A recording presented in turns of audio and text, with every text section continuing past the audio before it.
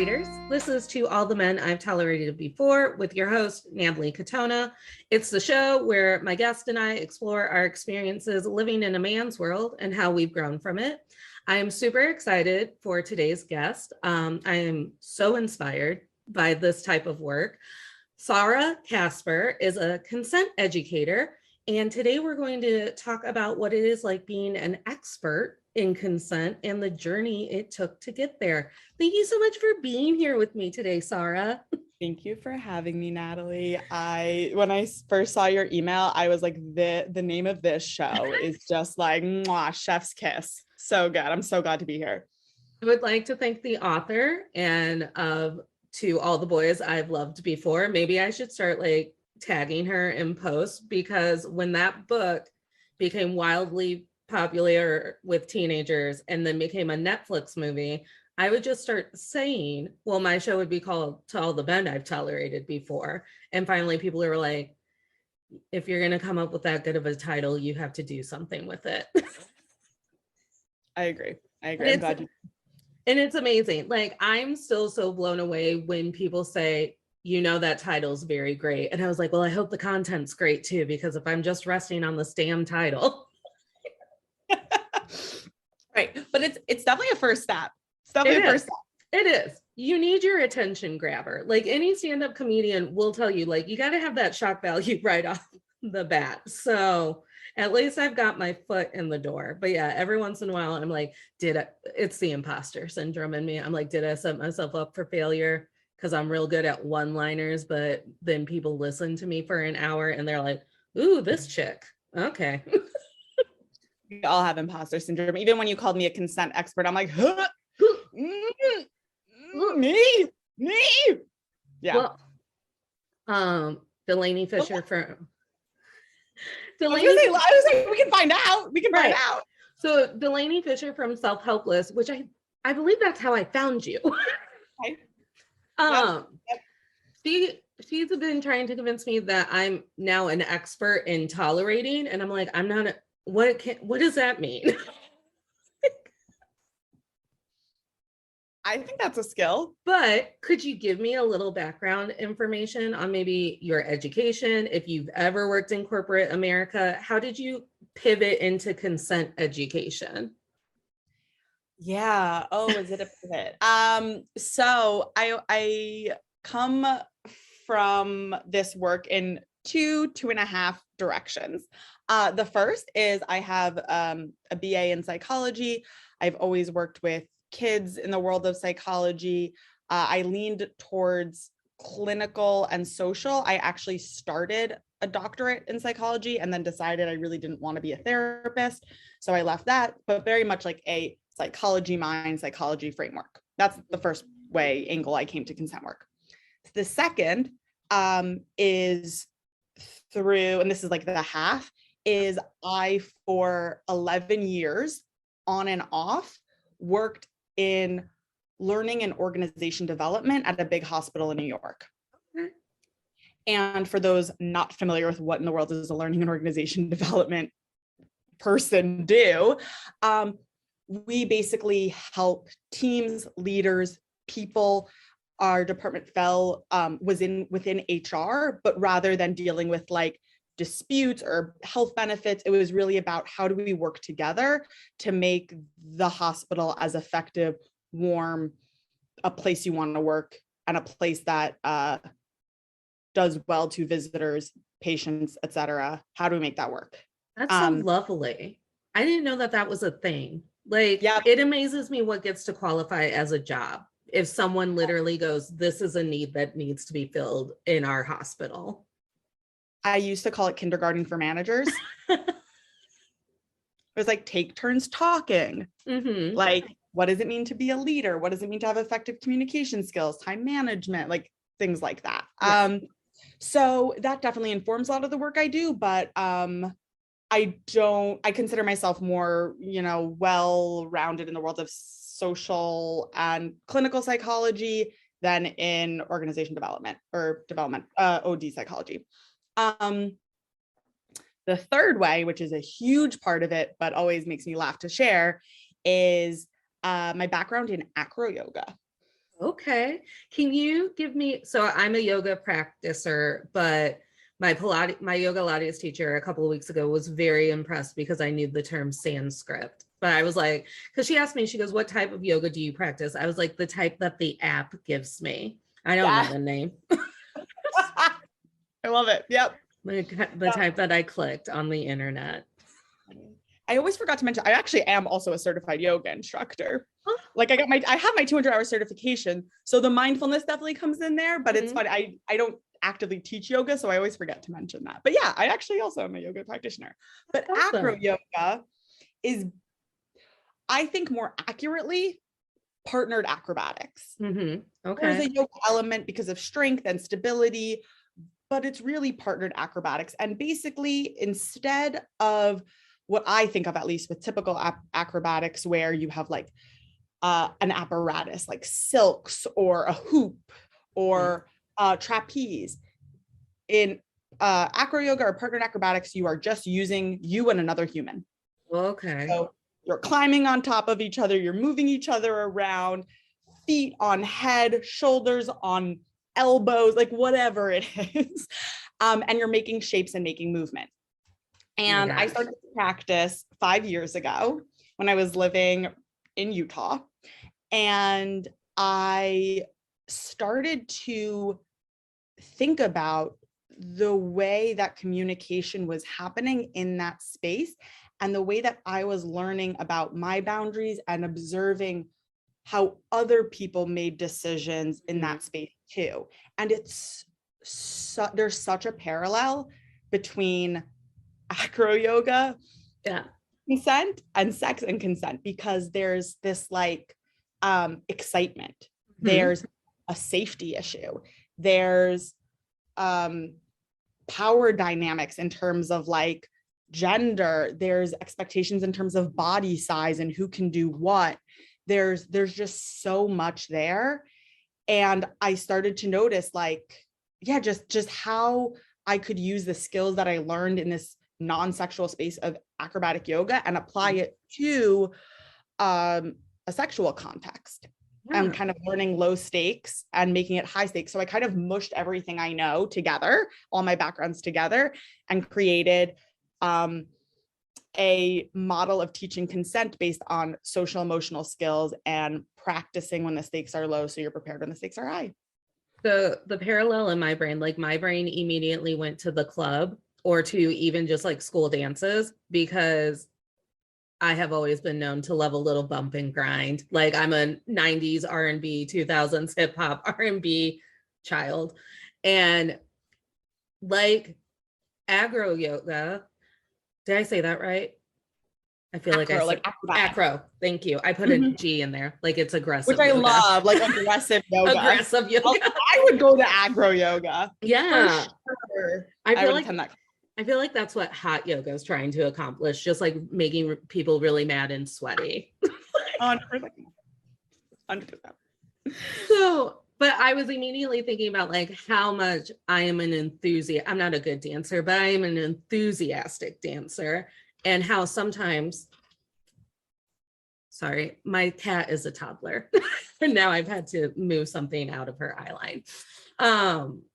So how because I am an enthusiastic dancer, have been put in situations where someone else believes that they get to be an enthusiastic dancer in my space, and how it's also really easy to get swept up into the adrenaline of that. Like if I was taking acro yoga, I don't know if I would even have the wherewithal, because I'm concentrating on my poses or the way that I'm interacting, or worrying about being a big girl being asked to climb on top of someone.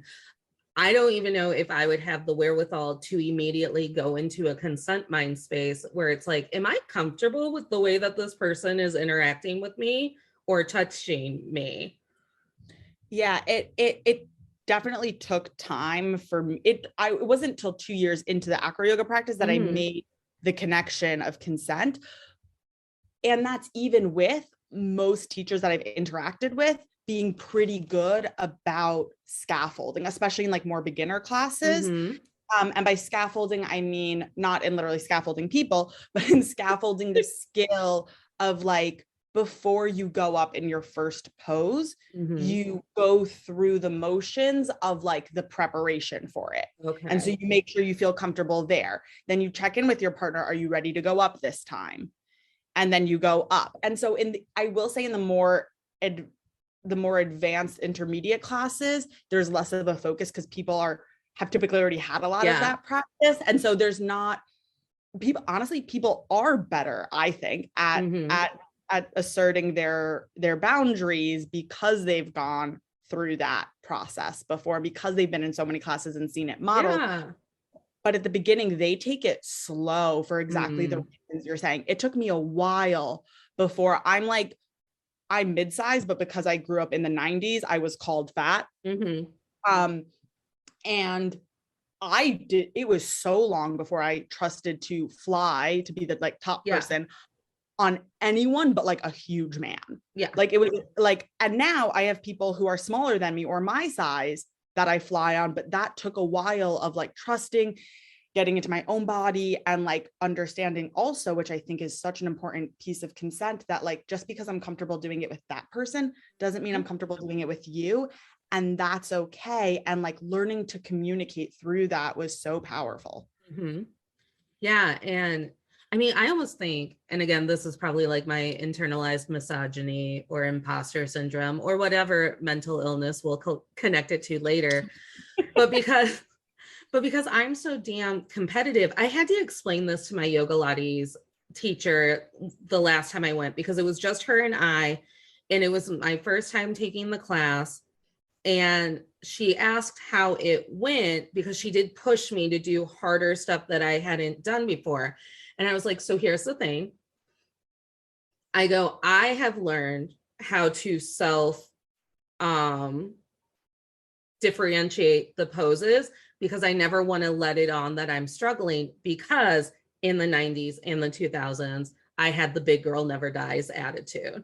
So if we're walking 4 miles that day and all my skinny mini friends want to be done at mile 3, you won't be hearing me go, oh yeah, we should stop. No, it's nope, elbows to ears, big girls never die. Like we never call it quits. So I find that mindset also translates into almost my sex life, because it's like, well, I don't want to be the one complaining.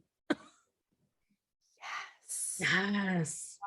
Or if I say I don't want to do something, are they going to think it's because I'm self-conscious, or are they going to think that it's just because I don't want to do it? Right. I want to be the expert in the room, even when I'm not the expert in the room. So when you say, I want to try this, and I'm like, I don't want to try that, that sounds silly or uncomfortable, or like it's really just for your benefit and not for my benefit, my brain immediately goes, well, don't be the person who's like ruining the vibe. If we're all vibing, if everyone else is climbing on top of their partners, climb on top of your damn partner. That's what you're supposed to be doing. Yeah, it can really get in your head. And it's cool that it's like a more low stakes place to work through that. Like if I don't want to do a pose, I might say, I'm not going to do it, but I'd be happy to spot and see how you guys do it. And then maybe like move on from there, like be a spotter, make sure everyone's like physically safe, because that's a role. And so I can still participate, right, but in a lesser way, which I think again can work in the world of sex, where someone's like, let's try this. And it's like, I don't think I'm ready to try that, but like I'd watch a video with you. Okay. See what that's like. And so you start getting this feeling of, how do I hold my boundaries and negotiate and like realize that, and also there might be something that I'm just straight up not comfortable with. And so I don't go to that class. Like if I'm not comfortable with like standing acro, I just don't go to a standing acro class. And, or, you know, I try it once and then I don't show up again. And when the teacher asks me why, I just, you know, it's not for me. Yeah. And I think that's so cool. Like I'll be the spotter so I can watch people do it, or translating it back into the bedroom. I'll watch a video of someone pulling that off with you to see if it's something that I would get into, because I know for me, one of my biggest hangups is if I can't picture it and it's a mystery in my head, I don't want to do it. Like I am still very much that high ability, traumatized, like perfectionist kid that's like, no, I can't even break down how I would do that. So I am not going to do it. And this is part of the beauty of it too. So in acro yoga, I didn't know we would end up I going into didn't acro yoga, but here we are. In acro yoga, if like a pose isn't working or someone doesn't feel comfortable because you're hitting on where they had an injury or something like that, the word is down. Down essentially stop. It's feet to get the flyer's feet to the floor. And it's so interesting because if I, in terms of perfectionism, because if I as a flyer don't call, and the truth is anyone can call down. Yeah. But if you don't call down when it's not a good idea anymore, you endanger someone else. And there, I think, is such a interesting parallel again to sex, where it's if you don't say no, you end up hurting. And I mean in a healthy relationship, in a relationship where there's actual like good communication, not in a scenario of rape or sexual assault. In a healthy scenario, when you don't say no or down, you actually kind of hurt both people because you're a partnership. And so you hurt the partnership. And so again, it's a place to practice protecting my needs, protects our needs. And honestly, in a sexual bedroom, so I've experienced that with a relationship. I was in a relationship where my experience level was clearly a little bit more than my partner's. And I was also more self-confident and had grown a lot in my self-love compared to my partner. And what would happen is we would have sexual relationships, and then he would act very resentful towards me and very like shamey towards me. And then I would eventually, like, it would be like a 3 strikes you're out, be like, hey, that's not how I get talked to. And then he would then dive into this shame spiral of the fact that, well, we had sex and I don't even really know you. I don't even know if you know me, this, that, and the other. And finally I said, and this is also why I think this episode is so important, because then I feel shame because I'm like, oh my God, at what point did I not read your vibe to know that I should have been the one to call down, to be all like, oh, we shouldn't be doing this, because we did things and I felt like I was talking the entire time, but I clearly missed the mark at some point. Yeah. And that's where you see that it really is like, and it's not your fault or his fault per se. It's like you both could have checked in. Exactly. Yeah. Especially again, if it was a communicative relationship. Right. You both could have checked in, and when you realize that you didn't, it's also about having that practice in taking accountability so that you can move forward and it is less likely to happen the next time. Because I've definitely like had times where I didn't call down quickly enough, and luckily my feet always landed to the floor. I've never had any serious injuries from acro yoga, but let me tell you, people have, and it really is trying to navigate the adrenaline with the safety, with the like physical safety, with the emotional safety. And I think just it's such a beautiful example of how consent is a practice of generalizable skills and not just something that's about sex. So I had kind of shared with you how to try and solve the problem of non-consensual activity in my world, so when I was teaching, I had a classroom full of 4th graders in front of me. And I was like, there we go. Children need to know about consent before they're in a bedroom. So I instituted the consent rule. Well, we didn't have a name for it, but I had this culture of consent in my classroom where it's like, if you, like my cat was just really bad at consent with my pencil. She didn't even think to ask because she was trying to dive for attention.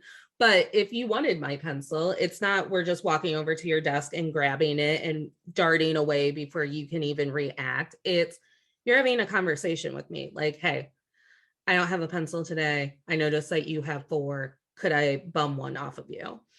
And even so, we make kids line up at school, and I have a lot of withholding problems with what I was forced to endure as a teacher, but we make kids line up. And that means that a lot of kids have to be in your space. I don't know if I actually want to stand that close to people in a line or whatever. So teaching kids how to communicate about that, like, hey, I need more space in the line, or even coming to me to be like, I can't stand in line today. I'm overstimulated. I'm sensitive today. I can't stand in the line today. It goes so much beyond just being in a bedroom with someone, taking off your clothes. If at toddler age, when we're starting to develop language, we start to believe that we have advocacy over our bodies and what's happening around us. 100%. So how did Acroyoga translate into starting a consent education business? The like long and short of it is that I was really excited by this idea once I started to make the connection.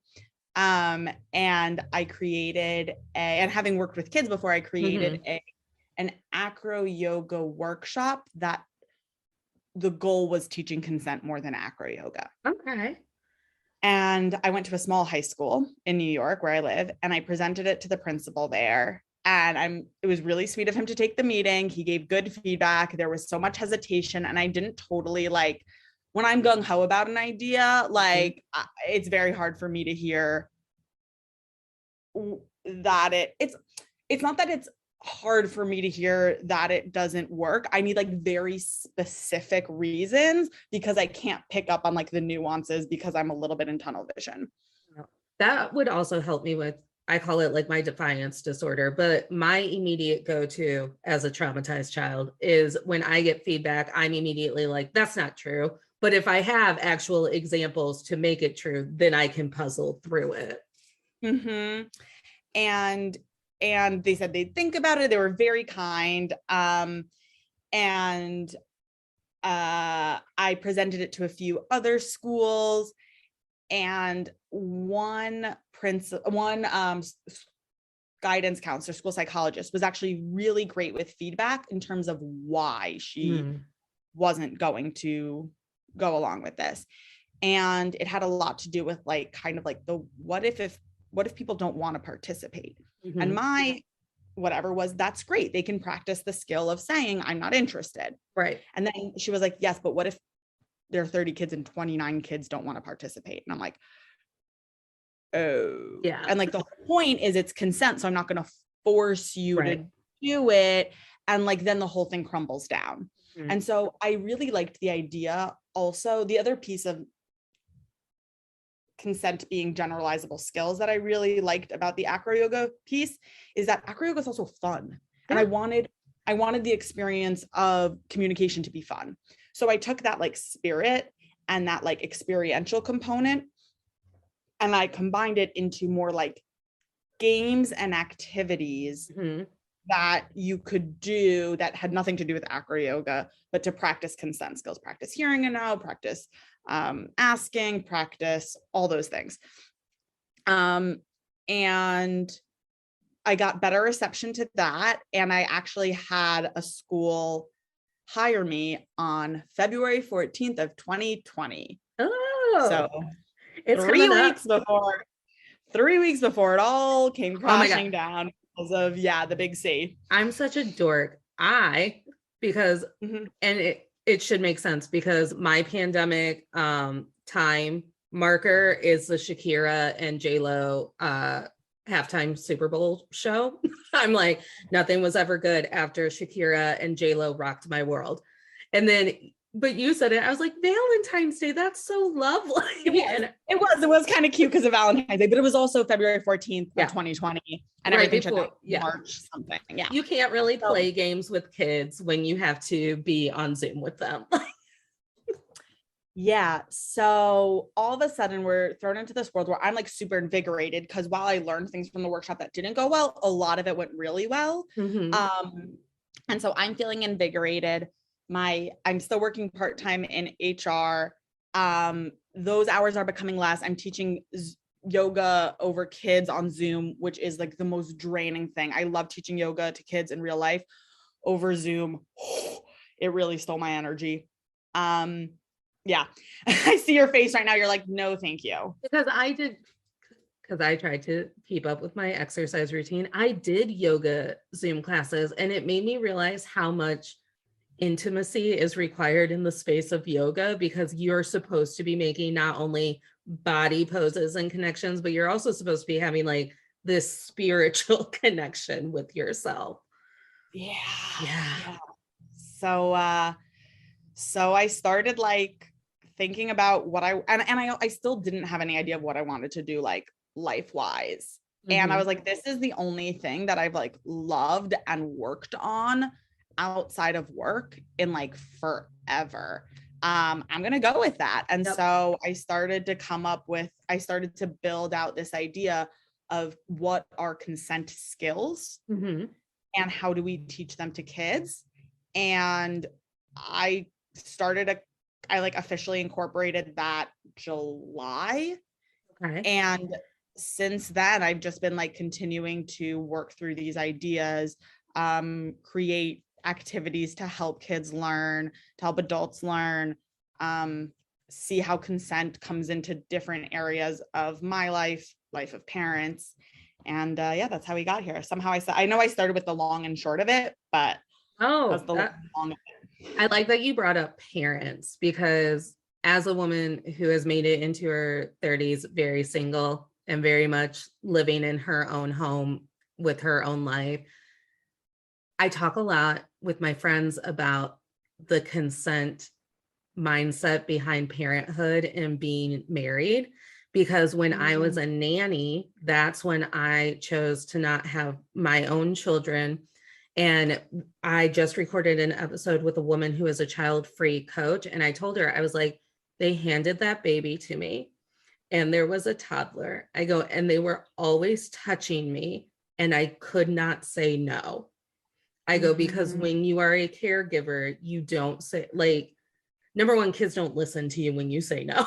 So I would have a baby drooling all over me and a toddler playing with my hair, and it didn't feel like my body was mine anymore. And I think that's important for parents to know, that the way that you interact with your kids when you're at your point and you need to have space and body autonomy and stuff is also sending a message for how much they can get away with other people's bodies. Totally. Yeah. And you said like when you're a caregiver, you can't say no. And that's not totally true. Right. It's also not true. Right. Like you can, but it feels like you can't. Yeah. And so it requires a lot of practice. That's why I love one of my favorite things to do is to tell parents you're allowed to say no to your child.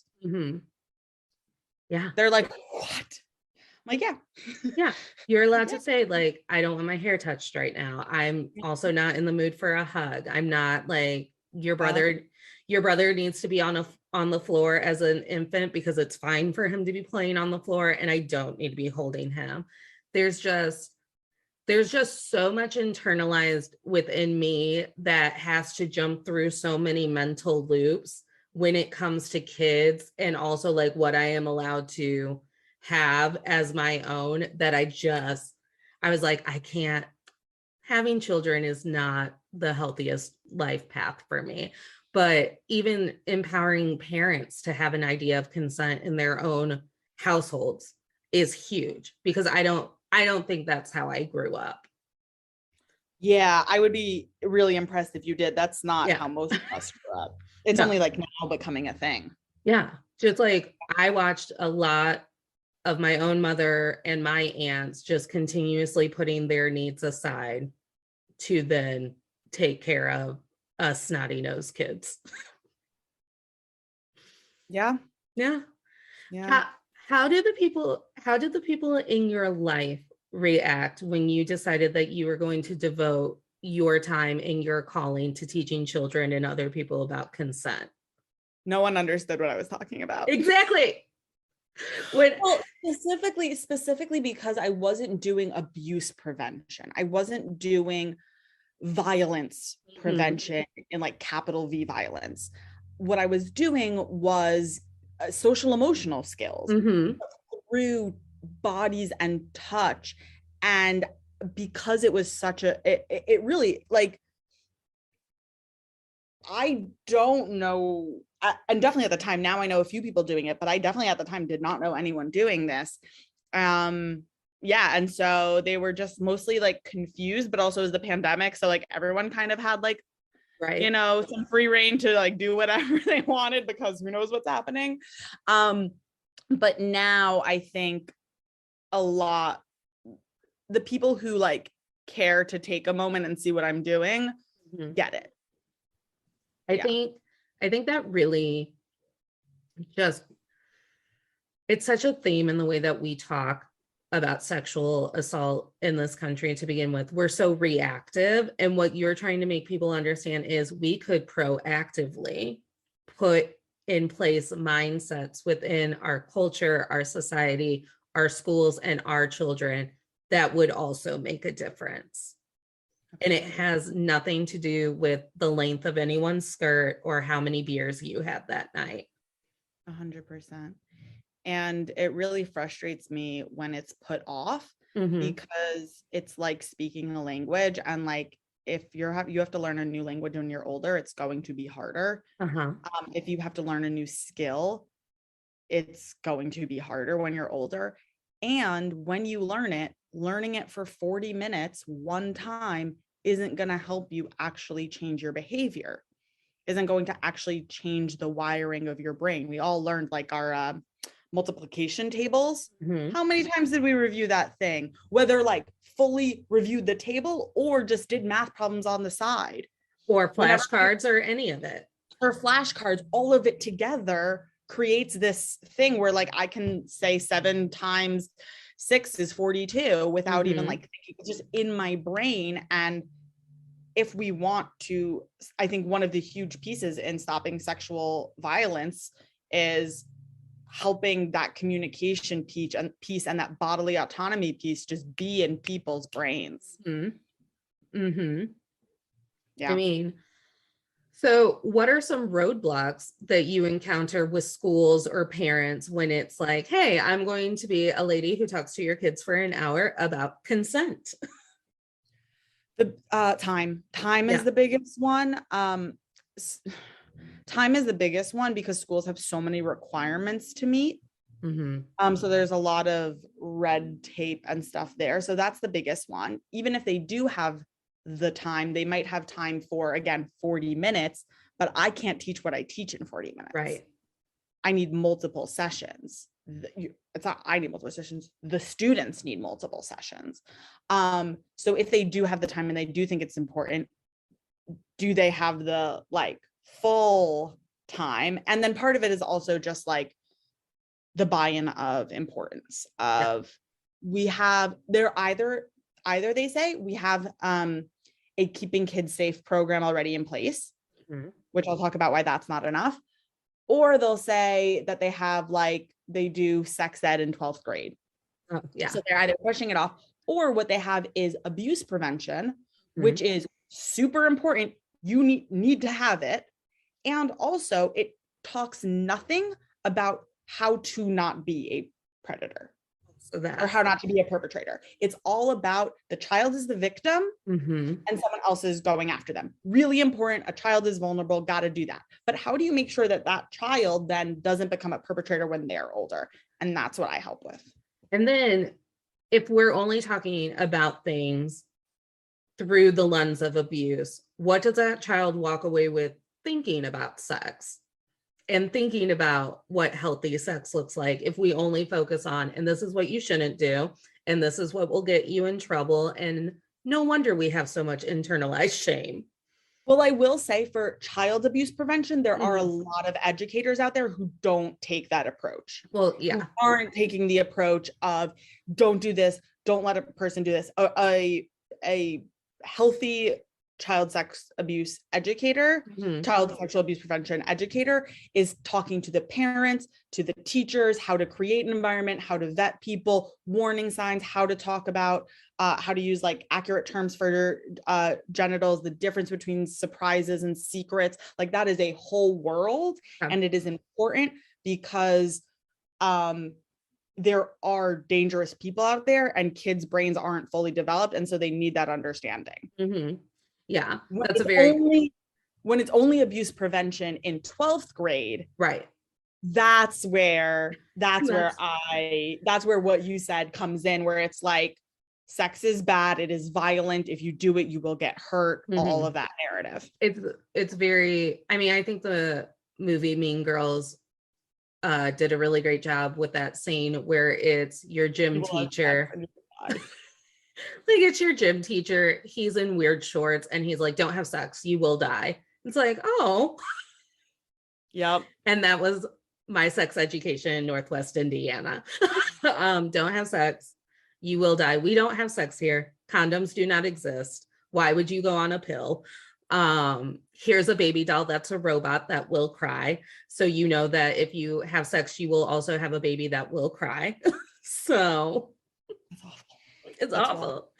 And the relationship that I was talking about earlier, it ended in such a hurtful way because I tried to express something to my partner that I thought he would want to know. I bruise easily. Who knows why? My mother also bruises easily. And I had gotten a really big, like frightening bruise on my leg trying to climb out of someone's pool because I also have no upper body strength. So I had to like really dig into that pool side. And so I was explaining to him, so I was like showing him the bruise or whatever on my thigh. And I was like, oh yeah, I was like, I was climbing out of the pool. I was like, didn't like realize like, how much I had really dug into that side. I was like, also, I kind of bruise easily. And he's like, well, what do you mean? I was like, I bruise easily. I was like, so like, you know, when we're getting intimate or something, you know, that might be something that happens, just an FYI. And then I was like, you know, because the other day, you know, we were doing fun stuff and I have this fingertip bruise on my shoulder, and to try and give an example, and he blamed my cat. He's like, maybe Penelope did that while you were sleeping. And I was like, okay, I don't think so. It's like, I don't think it was the cat, but okay, try. And I was like, so I dropped it. And then our relationship ended because he accused me of gathering evidence against him so I could later accuse him of assaulting me. Oh, wow. Yeah. Yeah.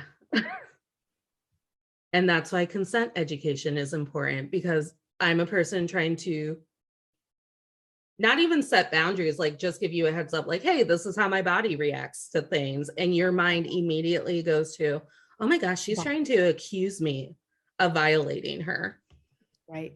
It's so, and I often tell educators, and I do this myself, I rarely use the word consent because it is such a hot button word. So I'll talk about what consent is. I say I'm a consent educator, and then the rest of the time I'm talking about asking for permission, apologizing when you forget to ask, setting a boundary, not giving consent, you know, like it's not, I'm not using giving consent, getting consent, apologizing for when you breach consent. Like that can be really triggering language. And the truth is, like, consent is a legal term. Okay. Like when the consent is something you give in a doctor's office, consent is something that's like used in courts. Like it has a very specific meaning in a legal context. And we've taken it out of that context to talk about social interactions in a sexual nature and permission and boundaries. But the word itself has a very specific meaning depending what state you're in. And so, yeah, I mean, the laws are different in every state. So in terms of, you know, did they say no? Did they say yes? Were they intoxicated? Was there coercion? So when we talk about consent in general, I think it's really important to define what are we talking about? Because a parent buckling their child into their seat, whatever, with car seat without asking isn't a violation of consent. Right. It's a violation of bodily autonomy. Okay. It's for good reason. It's for good reason, but it is that if the kid doesn't want it, but it's not really a consent violation. That's why I talk about practicing consent and consent skills, because it's, I kind of make the analogy to kindness, where it's not like you like are kind or are not kind. Like in a moment, you are practicing kindness or not. It's not like you check a box and then you don't have to worry about it anymore. You have to ongoingly be kind, right? You give someone muffins, that was kind of you. They say thank you, and then you say, you're welcome. Continued kindness, not just like I did the thing, so now I'm good. Now I'm a good guy. Now I'm kind. Now I'm whatever. Now I got consent. It's like, nope, practicing consent. So what are some hallmarks of what practicing consent looks like? Yeah. Asking for permission, setting boundaries, noticing what your boundaries are, being able to or taking body language into account, handling rejection, understanding how to be accountable, knowing how to check in. Did I say that one already? I don't think so. Knowing how to check in, knowing how to observe the power you hold in different power dynamics, noticing, paying attention to context, because how I act with someone at school is going to be different than how I act with someone at home. I think a classic example of this is a mom gives their like son a kiss at school. Not okay. At home, maybe, but at school, definitely not. Yeah. Kiss on the cheek or the head or whatever. So the biggest, it's paying attention. It's paying attention, thinking about being a guardian of your own boundaries and being a guardian of the other person's boundaries too. Oh, it left me. There was one that I really hit on, but it left Handling me. rejection, checking in. It was handling rejection. Not talked about at all in most consent contexts. So except that you should. We're told that you should handle rejection, but that's it. Yes. Which no one, and I think the thing about rejection is that there are two parties that are in danger of being hurt in that situation. Like, I'm a hurt person because I've been rejected, and I am a person who is working on my maturity when it comes to rejection, because it does stir up a lot of perfectionist issues within me. So for me, it's taking that moment to process my rejection before I react to my rejection. And I think that's where the disconnect. It's okay to feel hurt that you were rejected. It's not okay to lash out because you were rejected. Totally. And it's important to know then, what do you do with those emotions? Because you can't just box them up. They will come out in some way. So how do you respond? I talk about rejection in two parts. First, there's the what do you do in the moment to reassure the person that their boundaries are okay and you're not going to violate them. But then there's what do you do with those hard emotions, because those are valid, or they're real emotions. And so do you know how to talk to a friend, how to journal, how to take deep breaths, how to do progressive muscle relaxation, any of those things that will help you go through the emotion so that you don't end up taking it out on your kids, dog, another person, whatever. And then the rejection is a tough one. What do you think? So why did consent, or the idea of consent, become such a hot zone for people? What led to that? Me too. I think me too. Okay. I think people started to, it came to the forefront of it.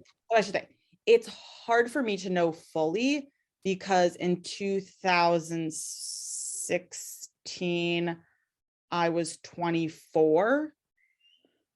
So I don't have a clear mind of like what the narrative of consent was at the time, but still an adult. So from what I remember, it became a big thing because of the hashtag Me Too going viral, although originally it did did belong to Tarana Burke, and she kind of coined that term in 2006, which is important to mention, but it was 2017 that Me Too happened.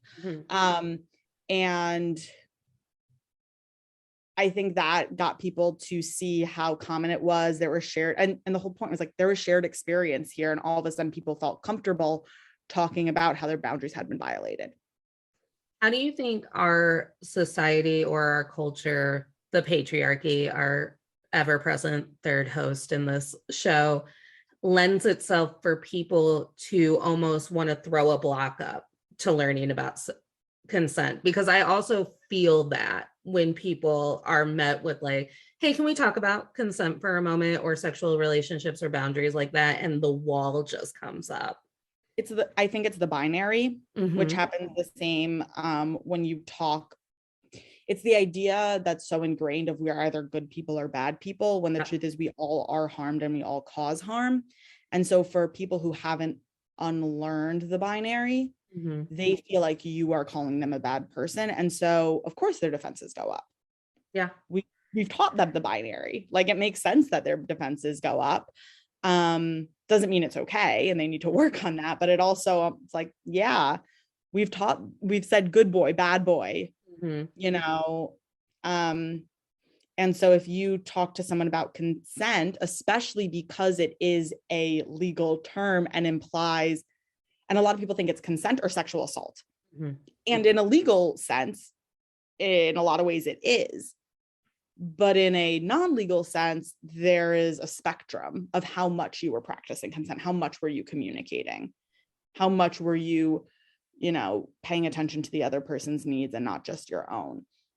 And so I think when people hear the word consent, they just want to make sure they're safe and they're not being accused and that they're good. Yeah. Yeah. It's a very defensive position, which I myself, as a person who has tried to grow in sexual boundaries, personal boundaries, emotional boundaries, I still get caught up in that defensive mode. So sure, here I am thinking that I'm having consensual sex with a person who also wanted to have sex with me. And then you tell me, well, I don't even know if I know you enough to be wanting to have sex with you. And I'm like, that's a little late now, because we made choices. And I'm going to pause you on that language, because what you said was,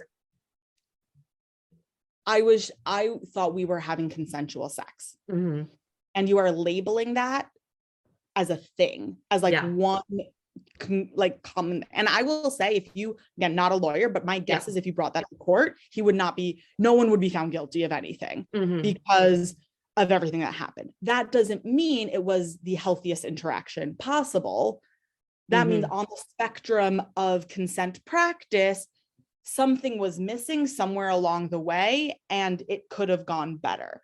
So yes, there are some times when sex is not consensual, and we call that rape or sexual assault. And there are some times where consent isn't being practiced and people are getting hurt, and people who are hurting people need to be accountable for that. But it's not this big thing of, was it consensual or wasn't? Because again, that's going back to this binary. And while the binary does sometimes exist, in so many cases it doesn't. And I think, honestly, that's probably the next step of my journey. I, as a person who talks a lot about how, and my mother always dogs me on it and everything, but it's like everything is technically on a spectrum now. I believe my personal sexuality sways with the wind on a spectrum. Gender expression, everything, we're opening our world up to so much gray area that a lot of people are getting uncomfortable. And I am one of those people, because I have a lot of internalized misogyny that I grew up with. And not just that, but certainty is comfortable. If you have a binary, there's more room. Like, if you can just be like, oh, I'm not bad, so I'm good. I'm not a criminal, so it was consent. And you fool yourself into believing something. So it's not, I wouldn't say it's just the internalized misogyny. I would just say, like, as humans, we like to feel certain. Yeah. And no one likes to be in fear of things that you thought that you were doing that were quote unquote correct. I mean, I just said it in a previous episode where it's like, well, I did everything right and there was still a consequence, and how irritating that gets for me still. Like, that's still my biggest block. Like, well, here I am, the person who's trying to educate themselves and get better and all of it, and I'm still doing things wrong. Yes. And then I think it's so interesting that you're doing this work in the school system, because school systems, I think, are still the one place where such binary behaviors and thinking gets upheld. As a former teacher, again, I need to process this at some point, but you have good grades, you have bad grades. You get a dojo point, you get a ojo point taken away. You're the troublemaker, you're the silent, perfect student. And a lot of the behaviors that I uphold when it comes to asking permission, exhibiting boundaries, upholding my boundaries, talking about boundaries, it still just gets kicked up into the, well, am I a good student or a bad student? Am I being a good person or am I a bad person? Yep. You're both. So am I. Both. Yeah. You're both and neither. What a kicker. Yeah. And it's a hard thing to come to. And that's where, like, when I said consent is paying attention in a big way, that was language that, by the way, I stole from an 8th grader who I taught. I love it. They're like, I guess it's just paying attention. And I'm like, oh my God, that was brilliant. But that's why it's paying attention, is because we aren't these static things, and we can always do good or not cause harm, or not cause harm, or like try to not cause harm or try to cause harm. All of the things. And so it's a lot of being aware, and that is a lot to do, especially when not everyone else is doing it too.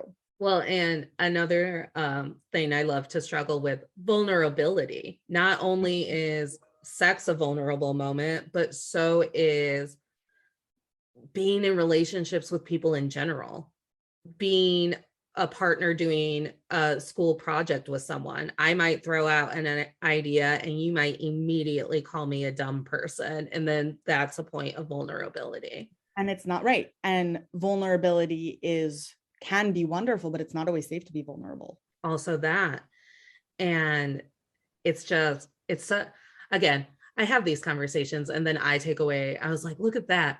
I've learned something and it's such a healing conversation. And now I have a laundry list of things to bring to my counselor, which is why I'm going to start begging her to just start listening to the podcast again.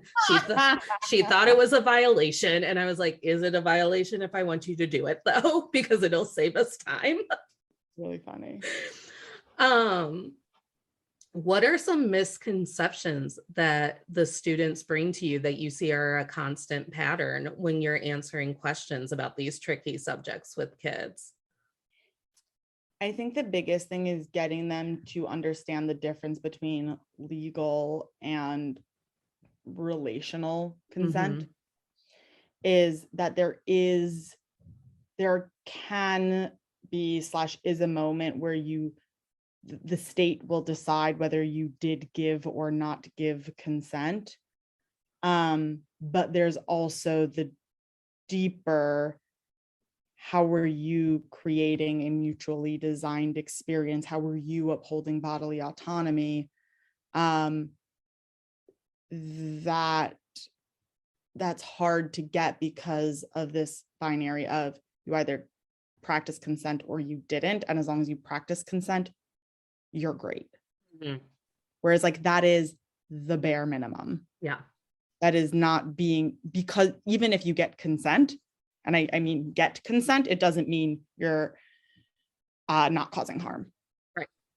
And I think that's my takeaway from this. It's like the safety of relationships, or like how safe do I feel with my partner, within my own family, in my own classroom, at my place of work. That all plays into the relationship dynamic that we're building. And it's one thing to be like, well, Natalie consented to be here. Like, she showed up. So now we get to treat her however we get to treat her because she showed up. And the constant check-ins along the way, the kind of reading the room on what everyone is experiencing at the same time.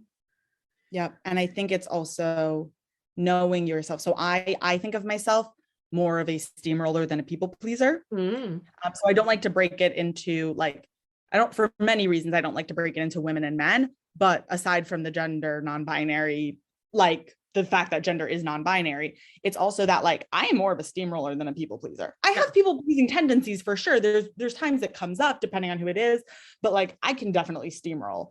And so for me, I repeat the question of how am I being a guardian of their boundaries? Also, how am I being a guardian of my boundaries?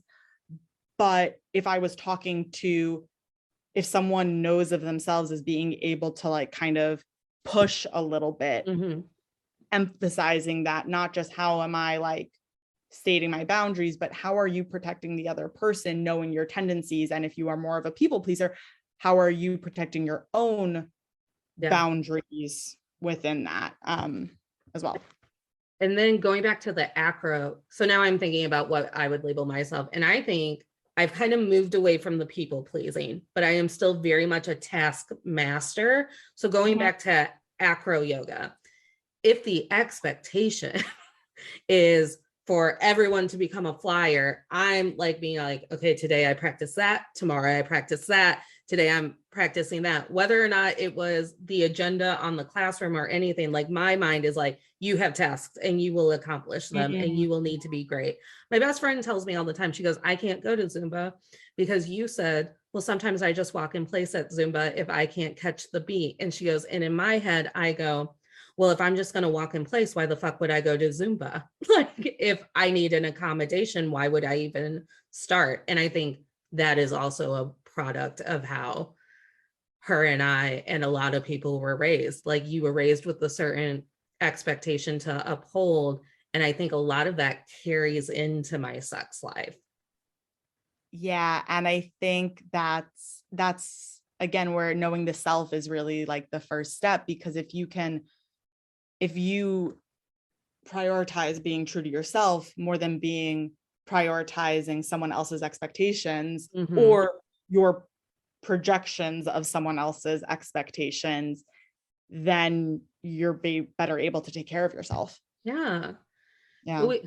So as a little wrap up, we have 2 traditions on To All the Men I've Tolerated Before, because we do deal with some heavy stuff and we would like to walk away feeling better and feeling like there is a light at the end of the tunnel for all of it. So we do takeaways and manifestations. So we talk about our biggest takeaway from, mine will be based on the conversation, but yours could be about consent education, acro yoga, any and all of it. And then we'll manifest and what we're hoping the small steps or the big steps that we're taking leads to in the future. So what's been your biggest takeaway from your work? That I will never be. I know what I was going to say was I will never be good at consent. But what I mean by that is that consent is an ongoing practice for everyone. When I see someone say that they're good at consent, that's a red flag for me. Yeah. It's every situation is going to be different and require different accommodations and actions and conversations. And so it will never be just this clear thing. Consent is complicated. Yeah. The practice of consent is complicated. I think my biggest takeaway is I'm never, because I love to be a taskmaster who accomplishes things and makes it to the finish line, I'm never going to be done learning about what it means to be in a healthy relationship, sexual or otherwise, because it changes every day, because sometimes your partner changes, sometimes you change. Yeah. So true. Sometimes the world around you changes. Sometimes, I mean, everything is so fluid, and I talk a really good game about living in the gray and everything being on a spectrum, but I still get hung up on my binary values, and it's time to let some of that shit go. Yeah. What are you hoping for as a society or as a world we move forward with when it comes to your work in consent education? That people are better able to be in touch with themselves through them prioritizing themselves and other people prioritizing them. Group effort where we all have specific needs and desires and boundaries that change, and we are a positive community if we help each other recognize and act according to those desires, boundaries, values, all that. I think my manifestation is for me to learn how to be comfortable being an active person who is trying to achieve healthy communication in my relationships, especially my sexual relationships. I know that my default is to be very passive in my sexual relationships and then take the lead from other people. But then it's almost like I'm not doing my part because I'm not opening lines of communication, or I'm getting blindsided by things that probably could have been really helpful to be discussed before anyone got naked and things like that. So I'm hoping that now that I'm grounding myself more in my identity and what I'm comfortable with and what I'm not comfortable with, I'm now moving to being more assertive, voicing that, because that would be a new dynamic in my relationships. That's awesome. Why, thank you. I do try to learn something new every day. Sarah, thank you so much for your time today. Plug away. Where can people find you? Where can schools get in touch with you? What's the easiest way to reach out to you? Easiest way to reach out to me is through my email, Sarah, spelled like Sarah, SARAH, @comprehensiveconsent.com. You can reach me, also find out more about my work at comprehensiveconsent.com. And on Instagram, I am very active with so many like brain magic thoughts about consent that I'll just like pop into the ether. And that is at comprehensive consent. I hope to hear from you all. All right. And then tolerators, you know it. Follow us on Instagram at Men I've Tolerated Pod, or my personal one, Natalie K124. Natalie K124 is also where you can see my shenanigans on TikTok. And make sure to be following us on Instagram, because that's how you get your guest link to Fireside for the eventual live stream where you get to come on and ask questions and be involved in this conversation we're all having. That's fun. I like that. Yeah. And then my cheesy tagline that I often mess up. Remember, tolerators, you don't have to smile through anything you're tolerating, especially blurred boundaries and gray areas when it comes to consent and what a healthy relationship, sexual or otherwise, means to you. Smiles are for joy and for joy only. Thanks for spending the hour with us. I love you, tolerators, and I'll talk to you soon.